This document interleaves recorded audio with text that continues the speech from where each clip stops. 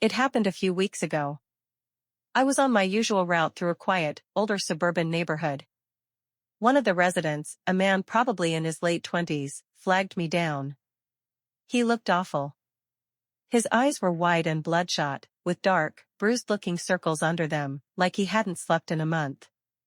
His hands were trembling. "Hey," he said, his voice a hoarse whisper. "You're the garbage guy, right? Can you just take this for me? Just get it out of my house. Please." He shoved a heavy cardboard box into my hands. It was sealed with a single, hasty strip of packing tape. "Sure thing, man," I said. "Just leave it on the curb next time." "No," he said, his eyes darting around nervously. "I need it gone. Now." He didn't wait for a reply. He just turned and practically ran back into his house, slamming the door behind him. I shrugged, tossed the box into the cab of my truck to look through later, and continued my route. That night, back in my apartment, I finally opened the box. It was heavy. Inside, packed neatly, were at least 50 old home video cassettes. The kind we all used in the 90s. Big, clunky black rectangles. None of them had labels. They were completely anonymous. I'm not gonna lie, my first thought was a little voyeuristic. Who knew what could be on these? Maybe something weird, something interesting. It was a window into a stranger's life. Anything was better than the usual mind-numbing cable TV. I had an old VCR/TV combo I'd picked up from a thrift store, so I pulled it out, blew the dust off it, and popped in the first tape. The screen flickered to life with a burst of static, then resolved into a shaky, oversaturated home video. It was a kid's birthday party. A backyard, a bunch of screaming children, a cake with cartoon characters on it. The timestamp in the corner said 1998. Watching it, I got a strange sense of secondhand nostalgia. The clothes, the music, the quality of the video itself, it was a time capsule. And I recognized one of the kids. A small, skinny boy with a goofy grin. It was the man who had given me the box. The next few tapes were more of the same. Christmas mornings, with mountains of discarded wrapping paper. Awkward family vacations to the beach, the camera panning shakily across sunburned faces. I watched him grow up on those tapes, from a little kid to a gawky teenager. It was strangely intimate, watching these moments that were never meant for my eyes. It was all so normal. Boring, even. I was about to give up and just toss the whole box. That's when I put in the tape of the barbecue. The timestamp said July 2002. The scene was familiar. A sunny backyard, adults drinking beer, kids running through a sprinkler. The man from the tapes, now a teenager, was trying to flip burgers on a grill, clearly failing. It was another slice of mundane life. I was half watching, half scrolling on my phone. And then the video glitched. The screen dissolved into a brief, violent snowstorm of static, a loud bzzzt coming through the speakers. It lasted only a second. When the picture returned, the scene was the same. The burgers were still burning, the kids were still screaming. But something was different. In the background, hanging from the thick branches of a large oak tree, there was a shadow. It wasn't there before the glitch. I rewound the tape, watched it again. Normal scene. Bzzzt. Glitch. And there it was. It was a dark, amorphous shape, like a smudge on the lens, but it had a distinct, unsettling form. It looked tentacled. Like a squid or an octopus made of pure darkness, just dangling there among the leaves. I leaned closer to the screen, my heart beating a little faster. It was probably nothing. A film artifact. A bit of the tape degrading in a weird way. That had to be it. I shook my head, dismissing the creepy feeling crawling up my spine, and let the tape play out. The shadow never moved. It was just there, a silent, impossible observer in a happy family memory. I rewound it, played it in slow motion. Before the glitch, the hallway was empty. After the glitch, the creature was there. It wasn't part of the original recording. The glitch wasn't revealing something that was already there. The glitch was adding it. It was inserting this observer into the memory. That's when the obsession began. I spent the next 3 days doing nothing but watching those tapes. I called in sick to work. I didn't eat. I barely slept. I sat in my darkened apartment, the only light coming from the glowing screen of the old TV, and I watched. Every single tape was the same. A normal family event. A wedding. A graduation. A trip to a theme park. And in every single one, the glitch would happen. And every single time, the thing would be there. And it was getting closer. On a tape of a trip to the zoo, it was a dark shape behind the glass of the reptile house. On a tape of a school play, it was a tall, thin figure standing in the wings of the stage. With each appearance, it became more defined. The vague, octopus-like shadow resolved into a distinct silhouette. The silhouette grew limbs, a torso, a head. It was impossibly tall and thin, its limbs too long, its joints bending at unnatural angles. It was like a spider and a man had been melted together in the dark. It never moved. It never interacted with the family. It just watched, a silent, parasitic passenger on their memories. I felt like I was losing my mind. Was I just seeing things? Was the man who gave me the tape some kind of weird indie filmmaker who made found footage horror? But it all felt too real. The family, their lives, it was authentic. The creature was the only thing that felt wrong. I got to the last tape in the box. It was older than the others, the quality much worse. The timestamp read 1995. The tape began in a sterile, white hospital room. A tired-looking woman in a hospital bed. A man, who I recognized as a younger version of the father from the other tapes, holding a small, swaddled bundle. It was the birth. The birth of the man who had given me the box. His first moments of life, captured on grainy magnetic tape.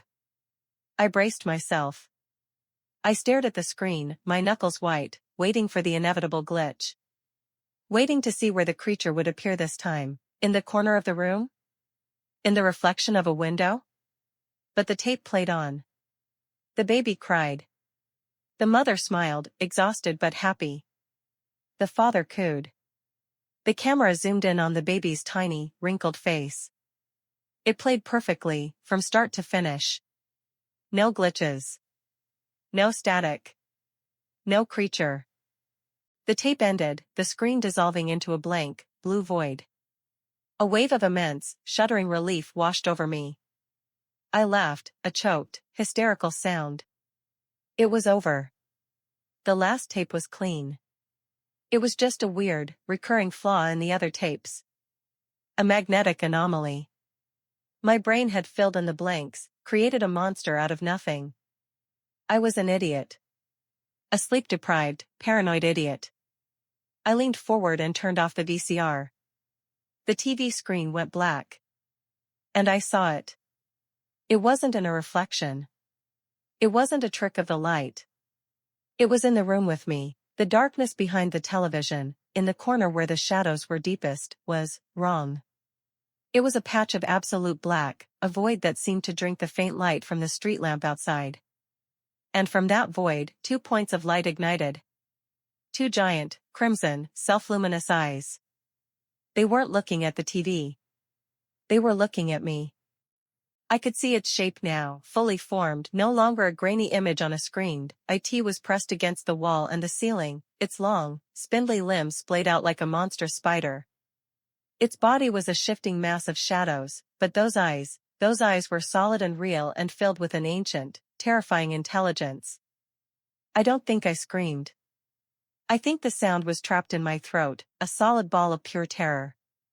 I scrambled backward, falling out of my chair, and crab-walked across the floor until my back hit the opposite wall. I fumbled for the lamp on my end table, my fingers feeling like useless, clumsy sausages. I found the switch and flicked it. The room was flooded with light. The corner was empty, the TV was just a TV. The shadows were just shadows. It was gone. But it had been there. I knew it. I spent the rest of the night huddled in my lit kitchen, clutching a butcher knife, jumping at every creak and groan of the old building. Sleep was a country I could no longer visit. The next morning, driven by a desperate need for answers, I decided to go back to the man's house. I had to know. I had to ask him what he'd put me through. I gathered up the tapes, put them back in their box, and drove over to his neighborhood. When I pulled onto his street, I saw the police cars. Yellow tape was cordoning off his house. My heart sank into my stomach. I parked down the street and walked closer, trying to look like a curious neighbor. A small group of actual neighbors were gathered on the sidewalk, speaking in hushed, morbid tones. "Just found him this morning," an elderly woman was saying. "Terrible. So young." "What happened?" another neighbor asked. The woman lowered her voice, but I was close enough to hear. "They're not saying much. But my cousin's son is one of the officers on scene. He said it was the strangest thing he's ever seen." The man was just sitting in his chair. No signs of a struggle. But his head, well, the top of his skull was gone. And his brain, it was missing. I didn't hear anything else. The words hit me like a physical blow. His brain was missing. The world tilted on its axis. I turned and stumbled back to my car, the box of tapes feeling like it weighed 1,000 pounds. I got home, my mind a blank roar of static. I needed to get rid of them. Burn them. Throw them in a river. I brought the box inside, and as I was about to just dump the contents into a trash bag, my fingers brushed against a piece of paper at the very bottom, hidden beneath the last cassette. I hadn't noticed it before. It was a small, folded note. The handwriting was shaky, erratic, the writing of a man on the edge of utter collapse. I unfolded it. It only had a few words. "I am sorry." It promised me it would leave me alone. And in that moment, I understood everything. He passed it to me. And now I don't know what to do.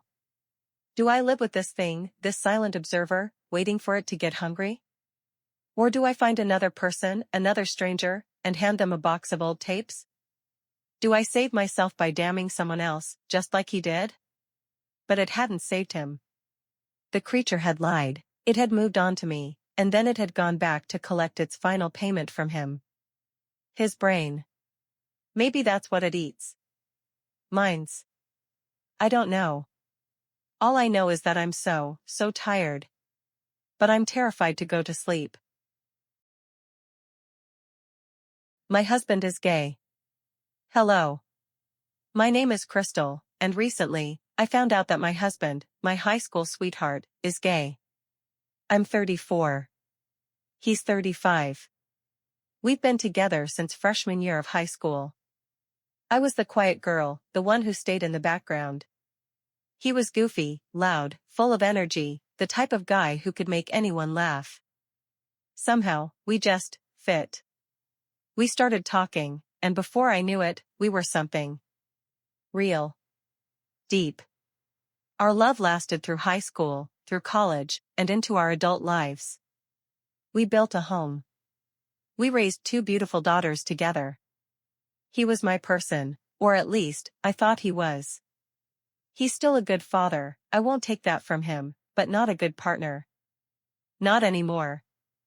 The change didn't happen overnight, but looking back, I can see where the cracks started. It began in our 20s. I was 21, and he was 22. Slowly, he started becoming distant. At first it was little things. He wouldn't talk to me the way he used to.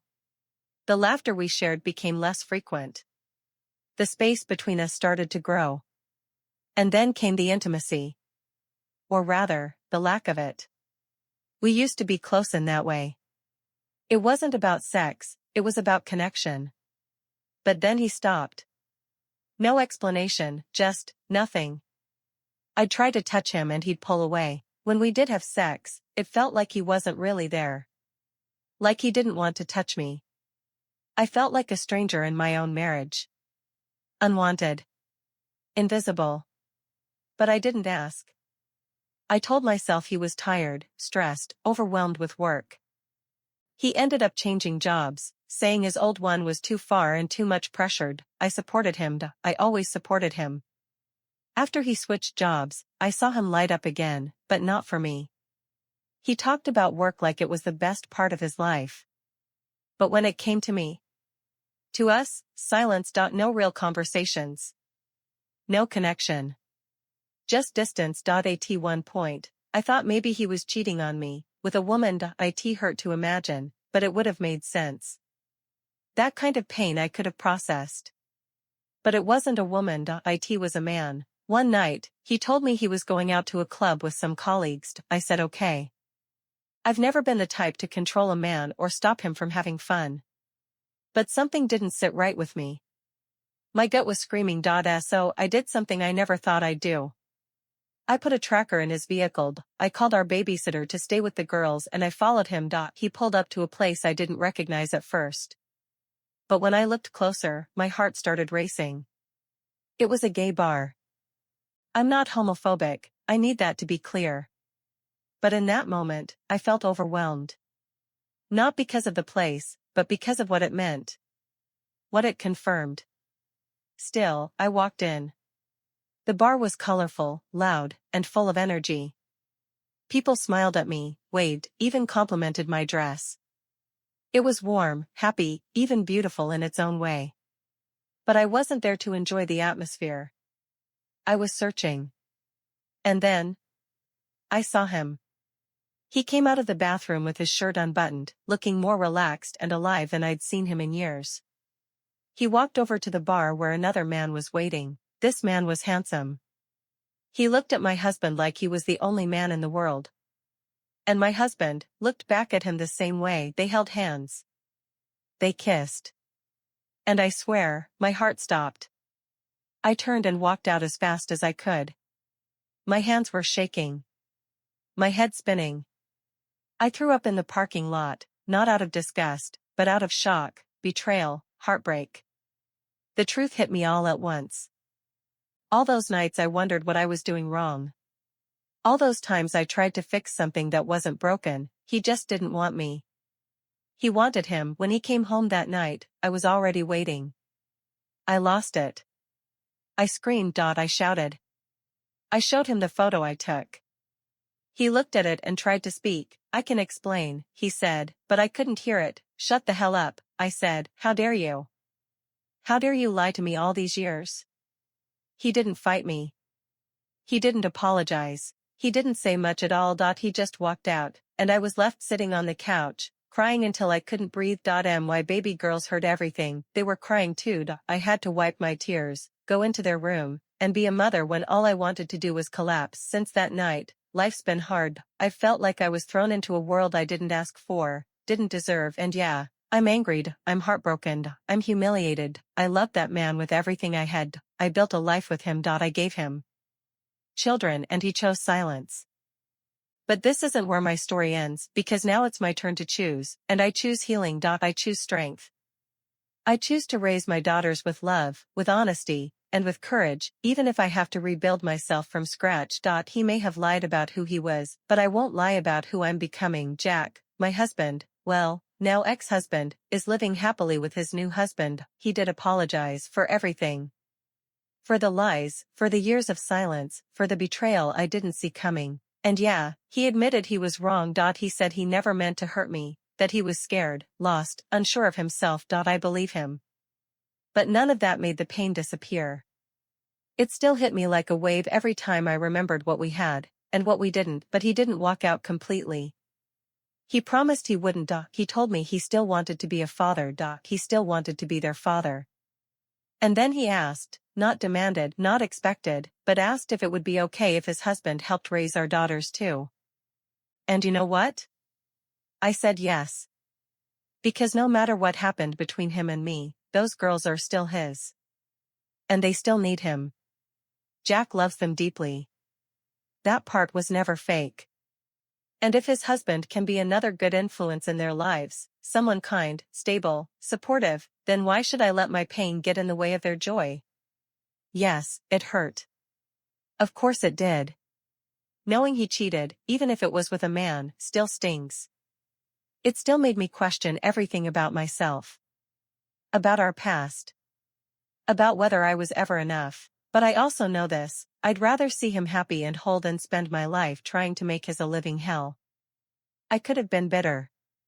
I could have used the girls as leverage, played the victim card, tried to tear him down, but I'm not that woman. I won't be that woman.